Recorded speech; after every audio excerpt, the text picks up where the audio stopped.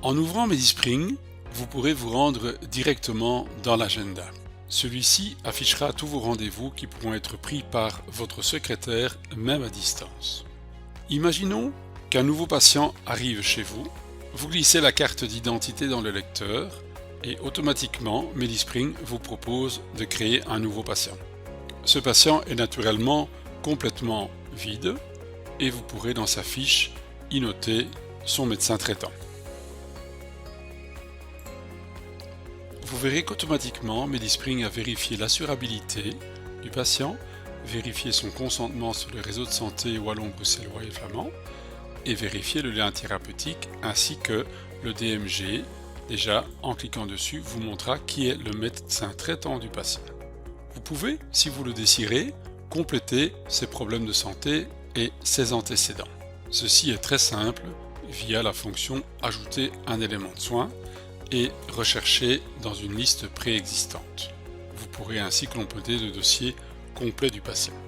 Vous pourrez aussi compléter son dossier en allant sur les réseaux de santé et importer un SUMER créé par son médecin traitant. Après avoir importé les données du médecin traitant, vous verrez que le dossier de votre patient sera complété automatiquement avec toutes ces données introduites.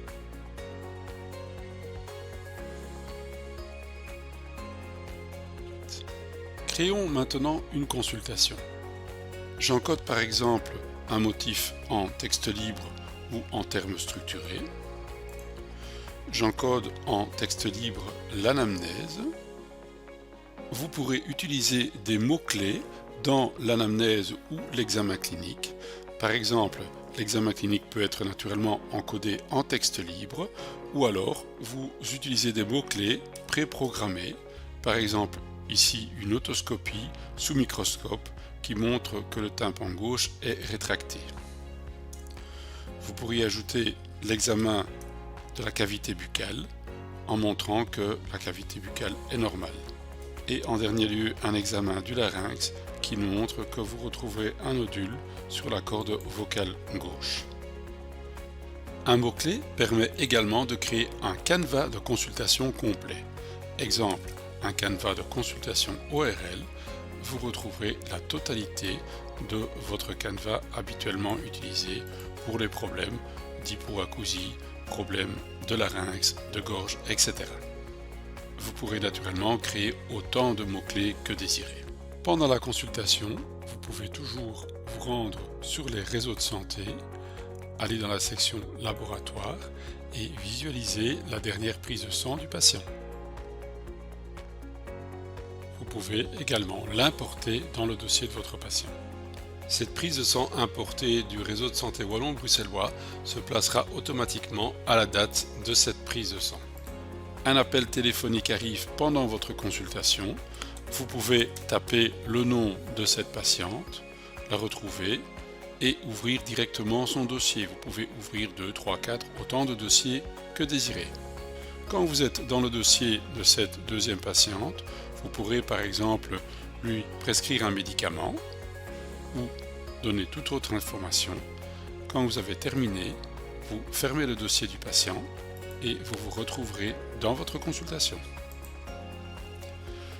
Pendant la consultation, vous pouvez encoder, si cela vous intéresse, la biométrie du patient.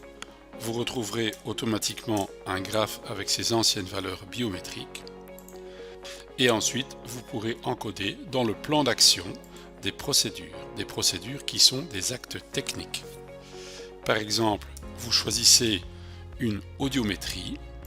Vous pourrez encoder le protocole de votre audiométrie par également des mots-clés que vous aurez préprogrammés. Ensuite, dans le plan d'action, faites éventuellement votre prescription médicamenteuse. Vous choisirez le médicament dans la liste du CBIP qui affiche toujours le prix ainsi que tous les modes de remboursement. Choisissez par exemple une mométasone à raison de 2 pulvérisations au coucher. Lorsque vous ajouterez ce médicament, il se place sur l'ordonnance et en imprimant l'ordonnance, vous l'envoyez immédiatement sur la e-récipé en e-prescription.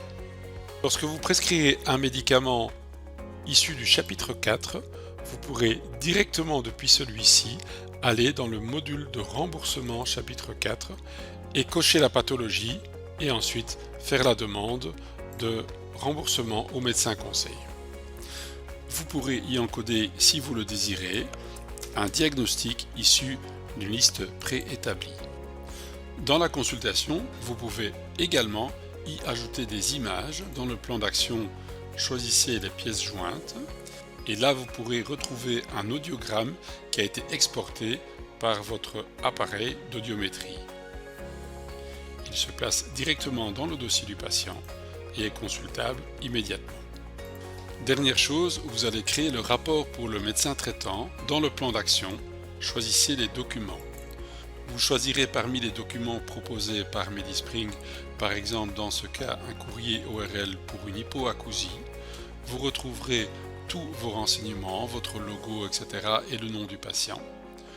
Le document sera complété automatiquement par votre consultation, la plainte, l'anamnèse, l'examen clinique. Les examens complémentaires peuvent être ajoutés dans ce document également, ainsi que le traitement proposé. Il vous suffira ensuite simplement d'envoyer le document par la eHealthBox.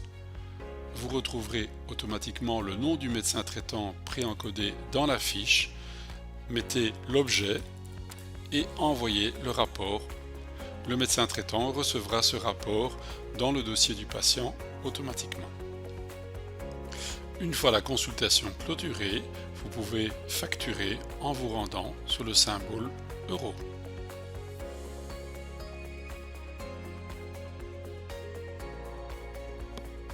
Retrouvez votre code de consultation. Celui-ci va être gardé en mémoire dans les codes favoris dès qu'il aura été utilisé une seule fois.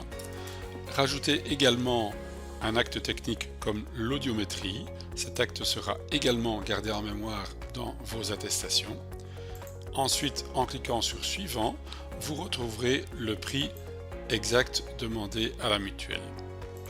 Vous pourrez par exemple dans ce cas facturer en e-fact, donc en tiers payant. Le patient paye 16,21 € de ticket modérateur et vous enverrez une facture de 40,90 € à la mutuelle. En validant, l'attestation se crée et est gardée en mémoire dans le récapitulatif comptable du patient. Ensuite, une fois par semaine ou une fois par mois, vous irez dans les attestations e-fact à envoyer et en un clic, vous enverrez toutes vos attestations aux diverses mutuelles. Et vous serez payé dans les 7 à 10 jours.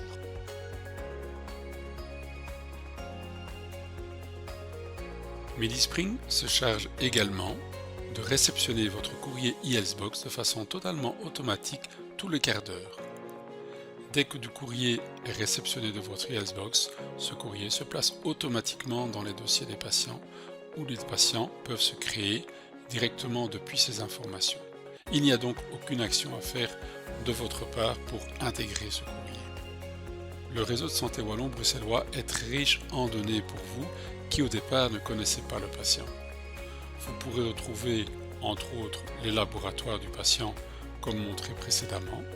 Et dans l'onglet Autres, vous pourrez également retrouver diverses radios et rapports d'autres spécialistes. Actuellement, les rapports des spécialistes hospitaliers sont envoyés systématiquement sur les réseaux de santé wallon. Medispring, en conclusion, se veut un programme très simple d'utilisation. Medispring peut être utilisé de façon tout à fait efficace en utilisant tous les services de la e-santé.